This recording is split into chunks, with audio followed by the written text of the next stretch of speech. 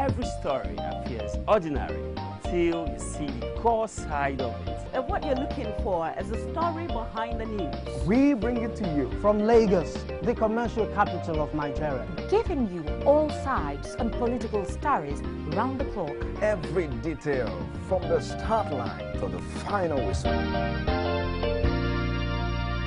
CoreTV News, expanding your view.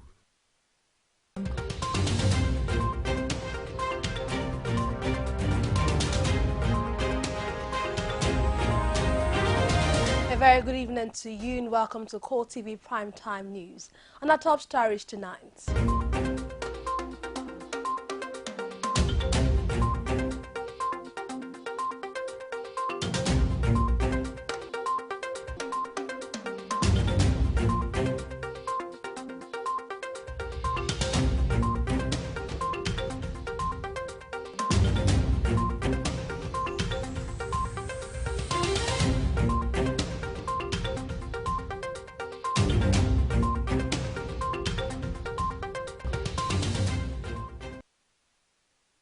Thank you so very much for joining us tonight. I am Nina Oragwa.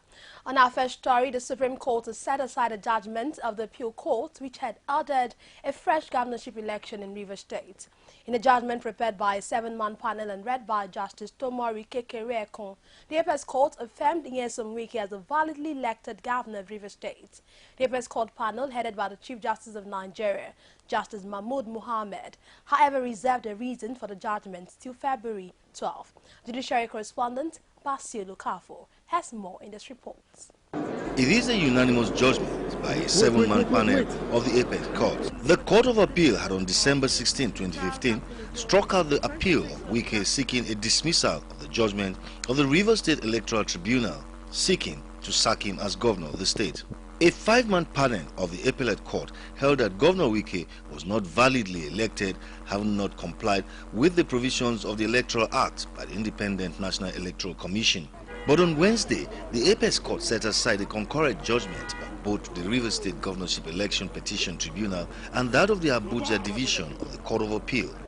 We have gotten judgment today, which actually is a vindication. It upholds the law. It upholds justice. Shortly after the judgment was delivered, these Wike supporters went into wild jubilation.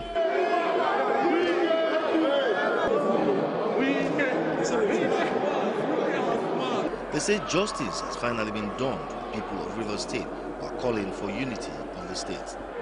I need one. I only need one judgment. The judgment of the governor of Rivers State. I am happy. I'm not worried.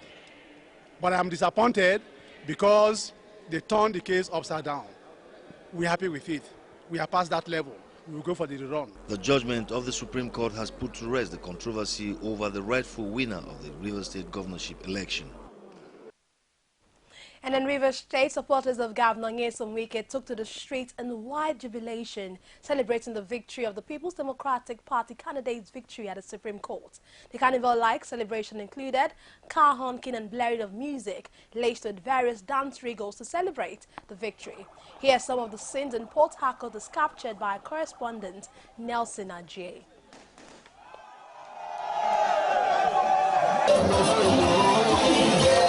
Take those one well like this.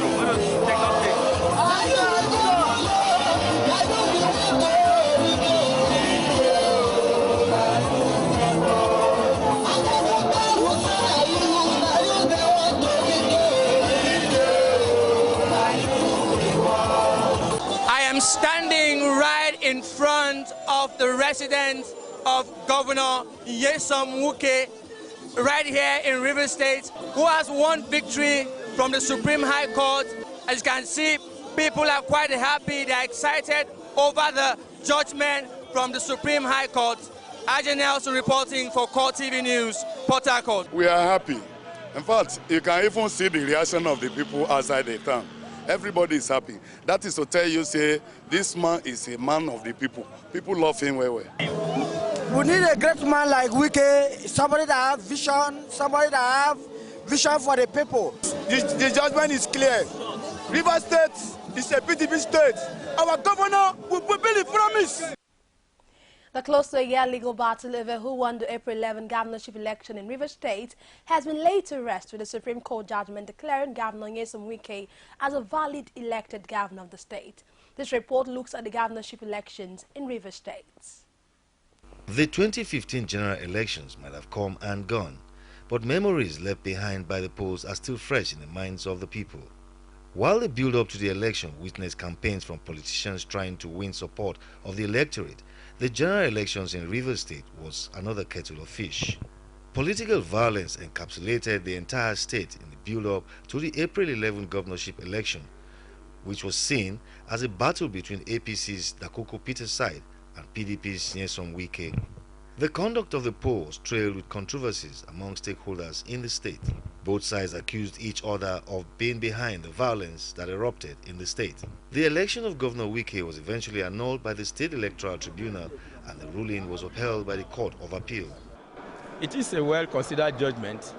The courts use the doctrine of necessity and implied mandate. The court observed that for security reasons, the president of the Court of Appeal can direct the tribunal to sit outside the area they are supposed to sit. In this case, it's Rivers State. So it's a very fundamental decision that has been rendered this morning. And if you appreciate the fact that several other states will have been caught in the same web, Yobe State, Borno, Akwa Ibom, and Adamawa, all state tribunals have been relocated to Abuja, you can imagine the consequences. The tribunal hinged the judgment on the electoral violence and widespread irregularities during the election. The judgment was followed with a nullification of elections of majority of the members of the House of Assembly. The Supreme Court judgment, however, will finally lay to rest the tussle for the seat at the government house in Rivers State. It's a new dawn in Kogi State as Yahaya Bello of the All Progressive Congress was sworn in as the 4th executive governor of the state. However, no deputy governor was being sworn in alongside Yahaya Bello. While it generates reaction, the new governor marshals his action plan for the confluent state. Our correspondent Rashid reports. It all started here at the Confluence Stadium, Lokoja, on August 2015, where the All Progressives Congress held their primaries. Although Abubakar Audu won the primaries and even contested the election, Providence, however, smiled on Alhaji Yahya Bello as he is being sworn in as governor of Kogi State today. However, swearing in of the deputy governor is suspended as the seat remains vacant. And the final moment. That I'll preserve, protect, defend the Constitution of the Federal Republic of Nigeria. So help me God.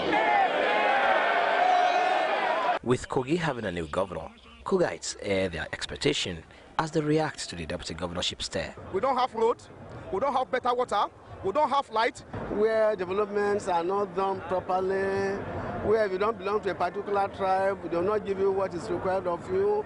I think this thing needs to be looked upon. And the civil service as a whole, it has to wear a new perspective. Have deputy for the second performance. Is that okay? Please. And my own advice is that the way he came in, he should look that way. That is the government of the minority. Please.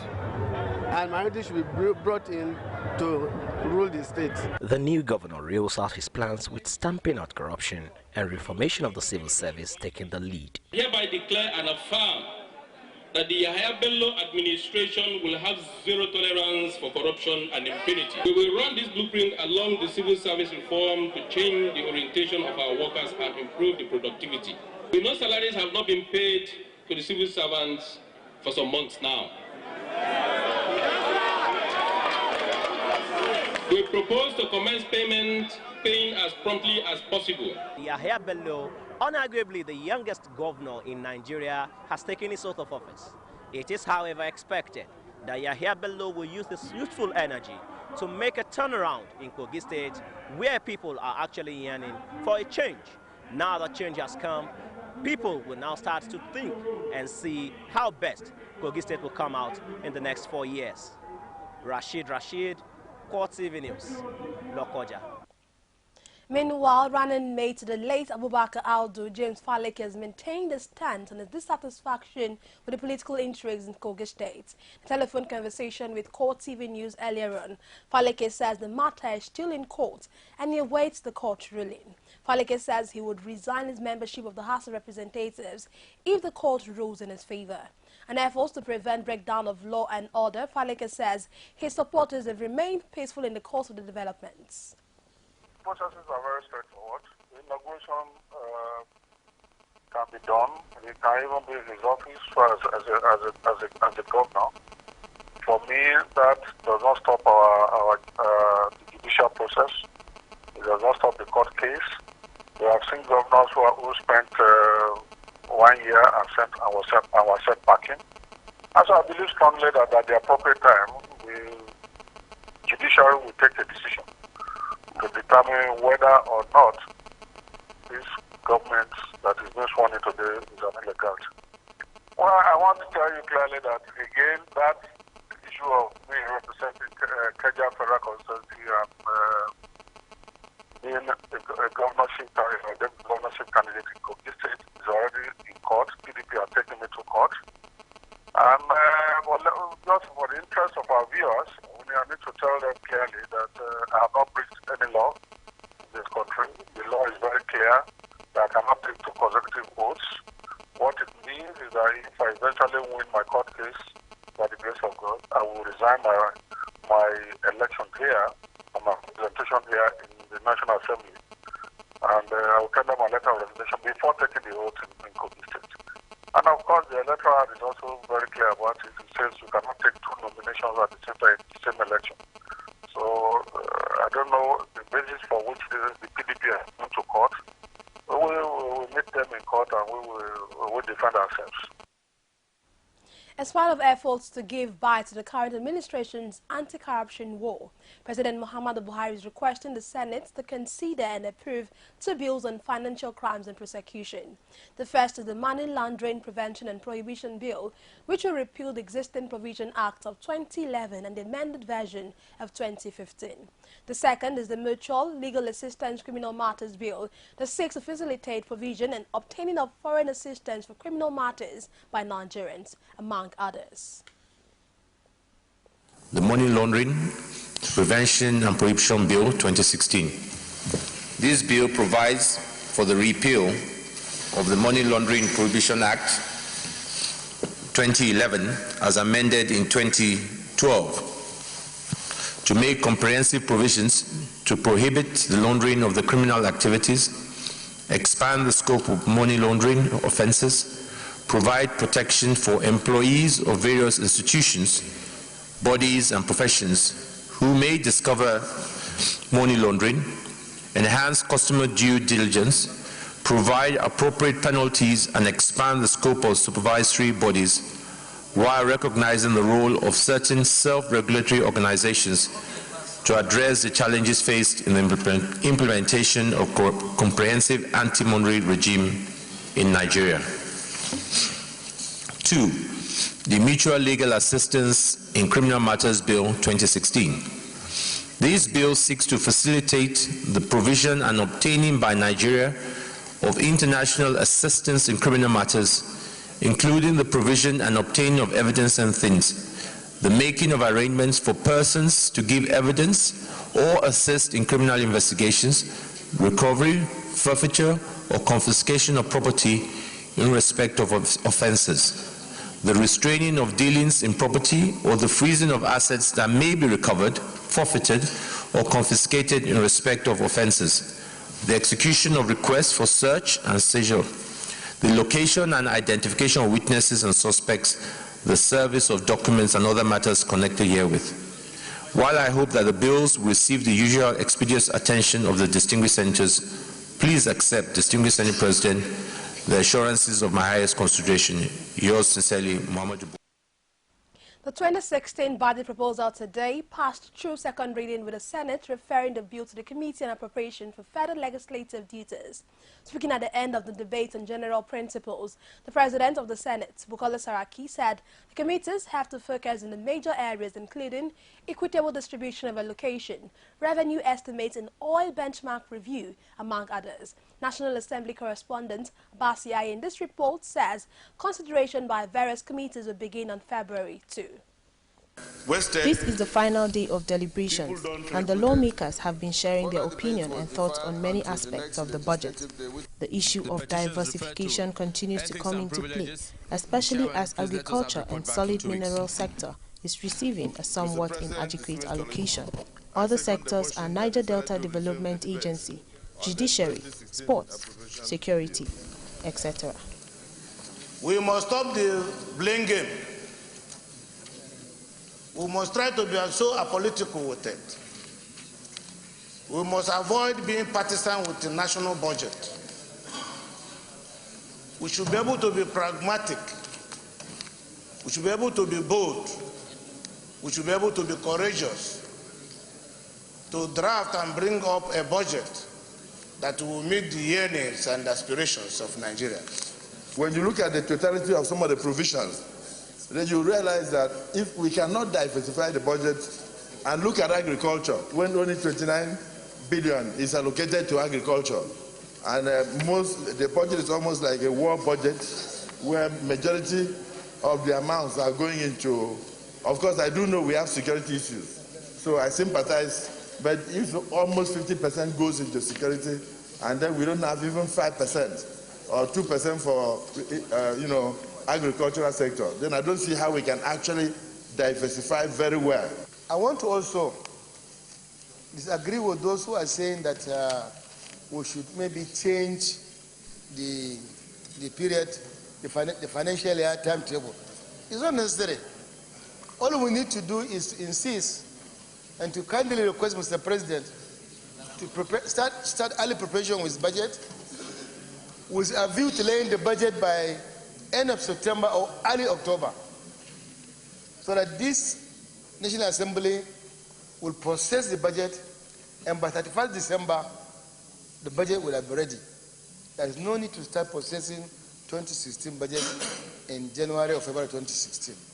And therefore, if we do this, since now we have a minister specifically in charge of budget and planning, it has simplified the matter. In all, about 70 senators eager to speak have made comments on the bill, and in his remark, the President of the Senate is particular about the legislature getting things right for proper implementation. He also says those who may want to sabotage a transparent committee process will face appropriate sanctions. And I want to let me categorically make it clear, as we have said and we have all agreed, there is no room for money for budget in this process. Any allegation of act of inducement, as we said, will be thoroughly investigated by the Ethics Committee. And also, we will ensure that where the agencies of the executive will ensure that we play our own role to report it to the executive for them to take the appropriate action in this area. We must ensure that the integrity of this institution will continue to sustain it. With these remarks, distinguished colleagues, I thank you once again for your contribution. And I hope that we have made a commitment, as we agreed, to pass these 26 appropriation bill in record time, and we've directed that the appropriation committee should target Friday, the 24th of February, to be able to submit the report. On these closing remarks, I would like to put the question that those in favor that this bill be now read the second time, say aye. Those against say nay. The ayes have it. The committees on finance as well as appropriation are responsible for the in-depth analysis of the 2016 budget proposal and will have 2 weeks to complete work. The Committee on Appropriation will submit a final draft copy of the 2016 budget after February 24. Basiaye, CoreTV News, Abuja. If you just joined us, you're still watching CoreTV Primetime News. We'll take a break now, return with more stories. Just stay with us. The Federal Inland Revenue Service FIRS calls on all corporate organizations operating in Nigeria to register for the purpose of payment of taxes and obtain a tax identification number TIN. All registered companies must obtain a tax identification number immediately from the nearest FIRS office. You can also collect and return tax registration forms from the Federal Inland Revenue Service Engagement and Enlightenment Tax Teams, FEAT, on compliance checks exercise in your area. A company which is yet to commence business after at least 6 months of incorporation must pay a pre-operational levy of 20,000 naira in the first year and 25,000 naira for subsequent years to obtain its tax clearance certificate TCC. Note that filing and payment of VAT and withholding tax returns must be done on or before the 21st day of every month. Register for VAT. File all tax returns as and at when due. Be a responsible corporate citizen of Nigeria. It pays to pay your tax. This message is from the Federal Inland Revenue Service.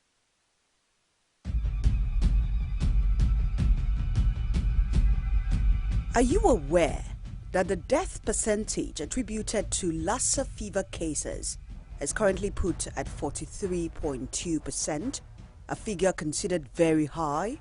Lassa fever, an acute viral illness characterized by high fever, muscle aches, mouth ulcers and bleeding in the skin, is harbored by rats and spread to humans via the urine and droppings of rats. To prevent Lassa fever, avoid any exposure with rodents, rats, as well as food and objects contaminated with rat secretions and excretions. Report all suspected cases of Lassa fever immediately to the nearest healthcare institution. Help prevent Lassa fever. This message is from the Federal Government of Nigeria.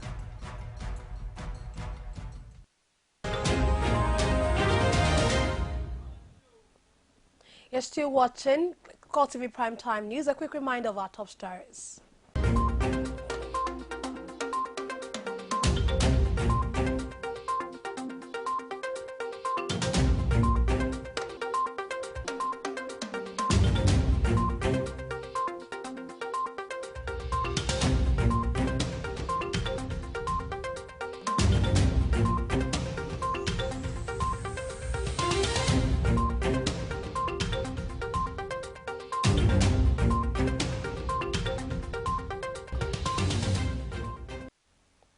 For more of our news stories and information, join us on the social media platforms, facebook.com/CoreTV News, on Twitter at CoreTV News NG, and on our YouTube channel, youtube.com/CoreTV Live Space News. At least 11 people have been killed and 35 others injured in a twin bomb blast today at the Chibok community in Borno State. The explosions went off at the military checkpoint and the market, simultaneously charting the fragile security situation in the town, where about 219 schoolgirls who were abducted by the Boko Haram sect in 2014 have yet to be rescued. The chairman, Chibok community in Abuja, Sambido Abane, says his uncle and nephew were also injured in the blast.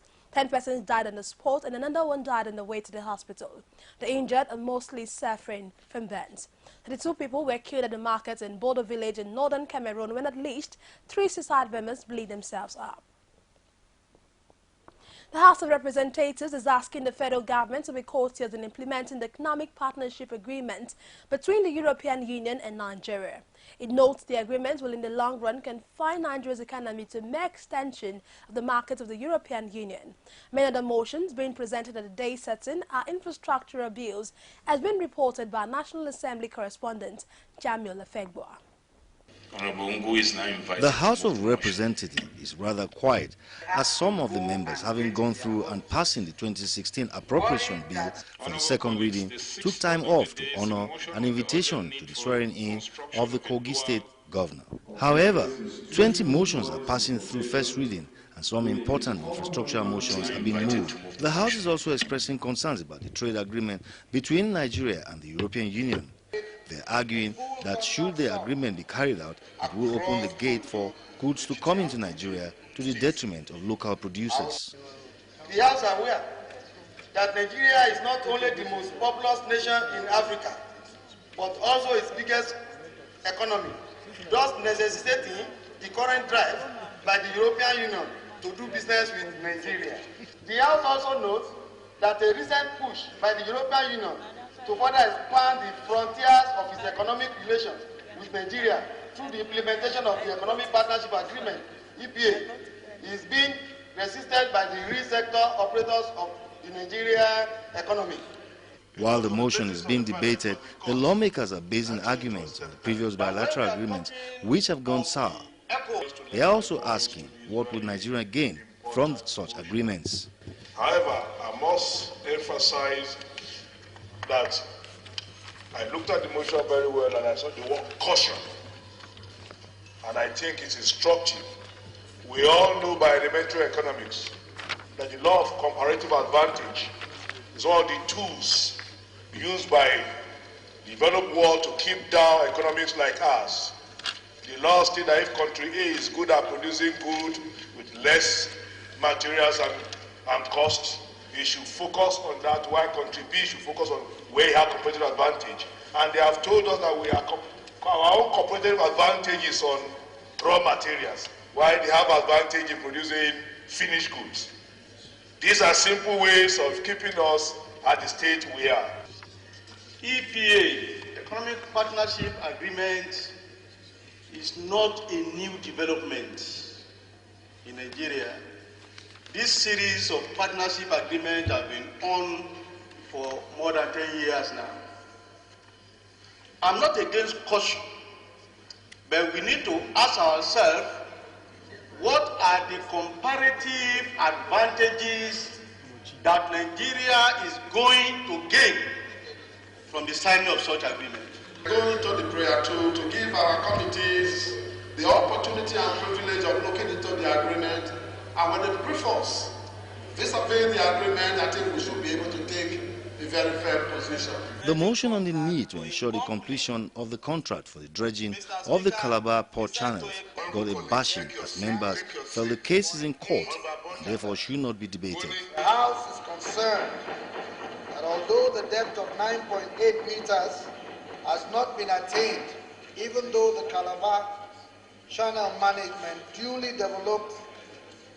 deployed its equipment to the water channel, the Nigerian Ports Authority has already paid the full contract sum of 20 billion naira to the contractor. It's an allegation that 20 billion naira funds has been paid out in respect of this specific assignment. And I believe that, it behoves on us vis-a-vis this clarification to find out precisely what is the essence of this huge amount or colossal amount of money paid and this job has not been completed.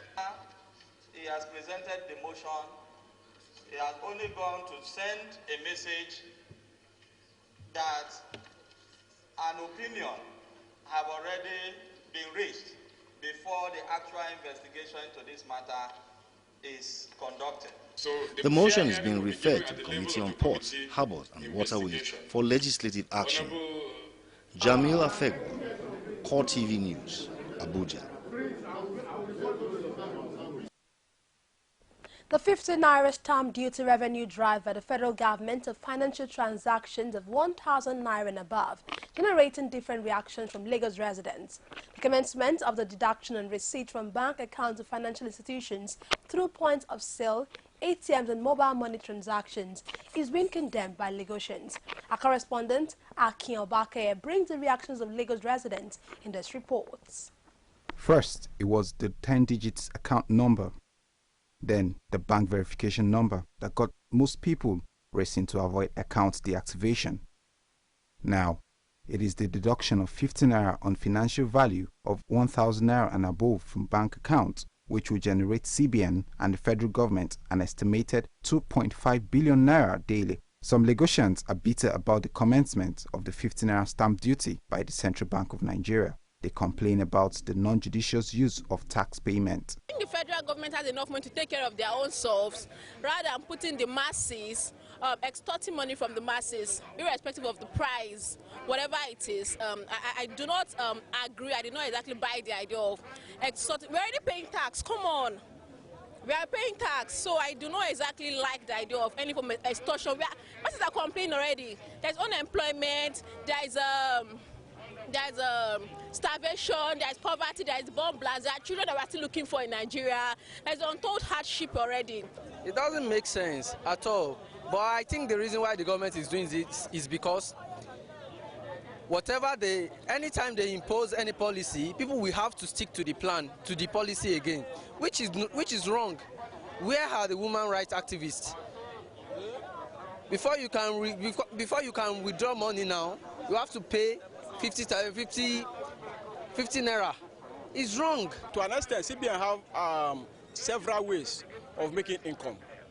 And they try to tell us that CBN as a whole needs additional income from the populace. Why are banks there for?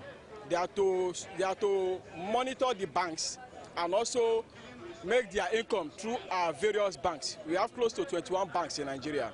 With the dwindling oil price and the economic diversification plan by the federal government, this is the reaction from these Lagos residents on the government's plan for Nigerians on policy implementation. It's okay, because the banks that are charging it, they need some money to at least run their affairs. Okay, so that could be kind of a little interest they are charging for the transaction. So for 1,000 naira, I don't think 15 naira is too much for them to charge. Stakeholders believe that the policy will reduce bank transactions by Nigerians, but it is hoped that the higher revenue drive by the federal government will give birth to a sustainable, diversified economy. Akin Obake, CoreTV News, Lagos. Sitting in Abuja today varied the bail conditions granted the National Publicity Secretary of the People's Democratic Party, Olisa Metu. Metu, who is currently facing charges of money laundering, was on January 16 granted bail in the sum of 400 million naira and two sureties that must have properties in Maitama, Abuja worth the same sum. Having not met the terms for bail, the defendant applied for a variation to enable his release from prison custody. The PDP spokesman, Olisa Metu, can now heave a sigh of relief after his application for bail variation was granted. His counsel, Emeka Etiaba, had prayed the court to vary the bail conditions granted by the court on December 19th on the grounds that the defendant is finding it difficult to meet them. In a ruling, the trial judge, Justice Okon Abang, granted part of the application for variation of the bail conditions. While the bail sum of 400 million naira and other attached conditions stand, Metu's proposed surety, who the court insists must be residents of Abuja, could now be owners of property with valid title documents in the district of the Federal Capital Territory. However, the court has rejected an aspect of Metu's application seeking the removal of the bail condition, directing prosecutor counsel Silvanus Tahir to within 24 hours be notified. Our application for variation of the bail conditions was heard in the morning. We prayed the court to grant two prayers. The first one is to liberalize the aspect of the order that deals with ownership of property within a restricted Maitama part of Abuja. And we said in our application for variation that the court should ask for property owner within the FCT, and it was granted. Shortly after the ruling, prosecution called a witness from Diamond Bank who testified that Metu's firm received the alleged 400 million naira on November 24, 2014 from the office of the National Security Advisor through the bank. We went into the trial, we took PW4, who confirmed in very certain words that before the lodgement of the 400 million from the Office of National Security Advisor, that both Chief Olisa Metu and Destra as a company were high net worth companies and people. They were high net worth customers of the bank. And then she went ahead to define what high net worth meant, that between Olisa Metu himself and his company were known in the bank as their customers that had high turnover, regular inflow of money. The court adjourns till January 28 for prosecution to call more witnesses. Nasarawa State Governor Umar Tanko Almakuri says the state has suffered for 4 years the provision of basic amenities for its people. The governor said this in his address to welcome the Minister of Power, Works and Housing. Nasarawa State Governor says it is a realization of his dream. The present administration will definitely put things in place. In his response, the minister says the ministry will look into all issues with a view to addressing them.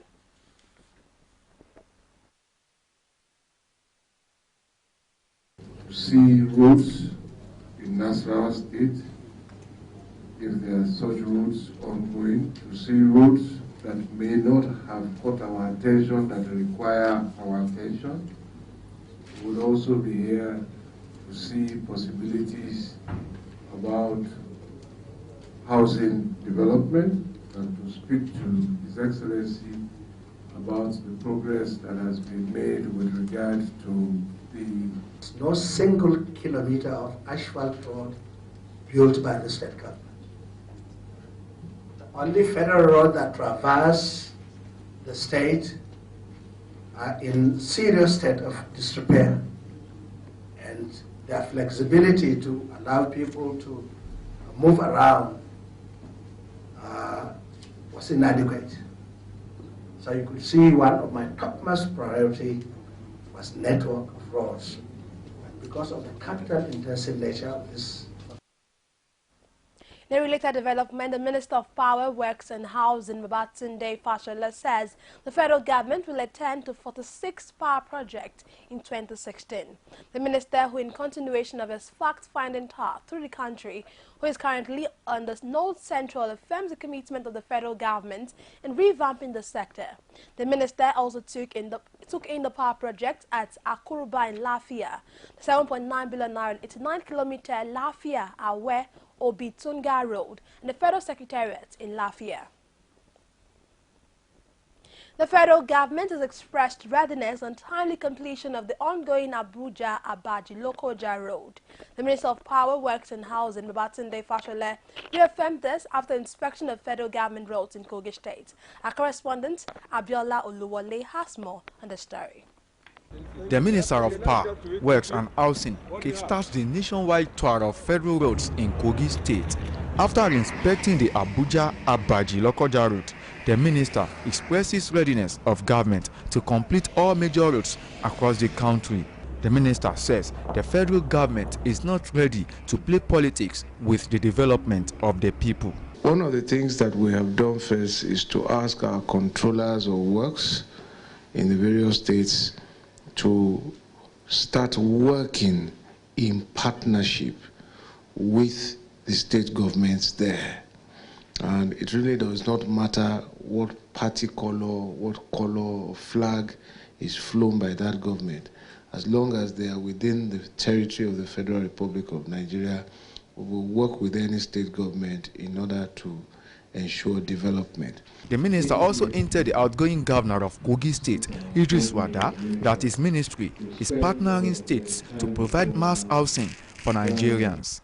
I have written to all governors about providing us with land for housing and also providing us with their advisors, commissioners, assistants, as the case may be, on energy. We will need those advisors and assistants to be our front men in the states. The minister's team left Kogi for Benue and Nasarawa State in continuation of inspection of road projects. Abiola Oluwole, CoreTV News, Abuja. Away from that, we now move on to the health sector. Lagos State government says it is doing everything possible to defeat the deadly Lassa fever, like it did during the outbreak of Ebola virus, just as it urged residents of the state to be on red alert by embracing personal and environmental hygiene. The government also advised residents to block all holes in their homes through which rats could gain entrance, and also refrain from eating rat's meat, as well as any food already contaminated with urine, saliva and feces of infected rats. While briefing journalists on the update of the Lassa fever cases in the state, the Commissioner for Health, Jide Idris, confirmed that so far the state has recorded 20 suspected cases, out of which 14 tested negative, while 4 cases were confirmed positive. Idris will address the media alongside the Commissioner for Information and Strategy, Steve Ayorinde, and the Special Advisor to the Governor on Primary Health Care, Olufemi Onanuga, said 3 results were still being awaited, while 537 contacts have so far been listed, out of which 534 were currently being monitored. It is disclosed that the last confirmed case was a 27-year-old lady who traveled to Edo State in December 24, 2015, and returned to Lagos on January 2, 2016. With the outbreak of the highly contagious and dreaded Lassa fever virus across some states in Nigeria, people of Lagos are bracing up to any eventualities that may result from this pandemic. With the fear of the unknown, Lagosians are beginning to imbibe the consciousness of environmental cleanliness and other extra measures that will put rats and rodents, which are carriers of Lassa fever disease, far from their homes and food. Our correspondent Sarah Yeko visited the popular Mile 12 market in Lagos to find out how sellers and buyers are coping with invasion of rats. Ekuti walu Lassa fever rat. Na me dey kill am. I no wan see rat for country. One man's meat is said to be another man's poison. This is the story of this rat poison seller who is happy about the level of patronage from both market traders and pedestrians on the streets of Lagos. What has it that? Is it this Lassa fever? God just take and raise some people where they down. Lassa fever, a pandemic disease that has resurfaced in the life of Nigerians, has claimed at least 44 people while others are being cross-examined. War has been declared on rats, resulting to high purchase of rat killers and fumigation services. These traders, on the other hand, say that Lassa fever has not posed a threat to their businesses. No affect my market because around 6 o'clock, if I pack my market, then I will put it inside the carton. Then I will take a cloth, cover it very well. It cannot affect my business because I cover my goods. In the days of old, if rats defecate on Gary, we threw it away, let alone now when Lassa fever is in town. Nobody wants to have the sickness. Gary is what we eat. We can handle our goods. Although some traders complain of rat disturbances on their goods, they, however, have devised other means apart from rat poisoning to tackle these threats. They give rat medicine every day. They give. There's no rat in my shop now. I got medicine to give to kill the rats. Right, they disturb them, but the one where you come outside, that big one. They disturb because I put medicine. You don't chop that medicine. You know the catch rat. If you see and they peer, you know they catch them. Even that small one, now him be they catch them. Homes and various institutions are saddled with the responsibility of clearing out dirt in their environment. Frequent sanitation is one of the ways to curb and totally eradicate any sort of disease. It is hoped that the National Lassa Fever Disease Control Committee, set up by the federal government, will help eradicate this menace. Sarah Ayeku, CoreTV News, Lagos. CoreTV Primetime News continues shortly after this break. To stay with us.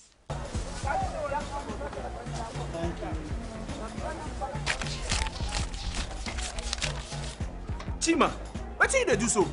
Same market now. Hey, person wey dey buy the market, you no get receipt. What you dey do? Which receipt? No be pocket money dey go. Hey, you dey pay tax? Who be tax? Guy, all these health centers wey dey run na tax o. My brother, make I tell you, good road na tax, security na tax. No school where your children dey go, how you think say dem dey take pay the teachers? Brother, na tax. And if you no pay your tax, my brother, dem go lock your shop. Abeg Tunde, where did they pay the tax? Na for tax office na. Carry me go there. Make we go. Abu, help us look shop abeg.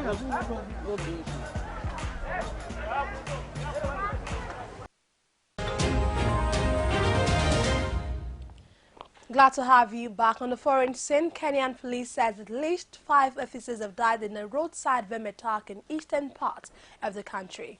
Kenyan Police Chief Joseph Boynet disclosed that a police lorry hit an improvised explosive device but gave no casualty toll.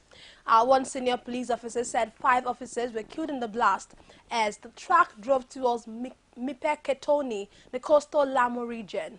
To be recorded, officials have been reluctant to give numbers of those killed in attacks after Shabab militants stormed the Kenyan army base at El Ade in southwest Somalia, in the latest incident of an African Union mission in Somalia base being overrun by the Al-Qaeda-linked group. French Justice Minister Christiana Taboura stepped down from her job shortly before the parliament begins to debate plans to strip people convicted of terrorism of their citizenship. Ms. Taboura has been known to disagree with the controversial proposals which were put forward after the 13 November Paris attacks, in which 130 people were murdered. A communique from the Elysee Palace disclosed that President François Hollande has accepted the Justice Minister's decision to resign. Ms. Taboura, one of France's few senior black politicians, has been replaced by Jean-Jacques Uvoas, who is seen as a supporter of constitutional change. And that's it on CoreTV Primetime News. But before we go, a quick recap of our top stories.